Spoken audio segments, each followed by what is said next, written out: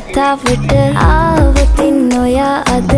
මාගෙම කරගන්නද රහසක් කියලා හා කිව්වොත් ඔයා මට මාවෙනම් නුඹේ අග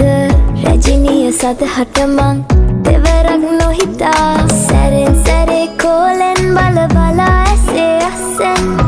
බොරුවට එපා වගේ හිඳින්න එපා රවන්න එපා ටිකෙන් ටිකේ ආලෙන් පුරවලා හිතේ හිස්තැන්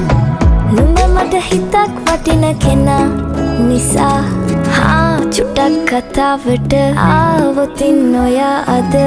මාගෙම කරගන්නද රහසක් කියලා හා කිව්වොත් ඔයා මට මාවෙනම් නුඹේ අග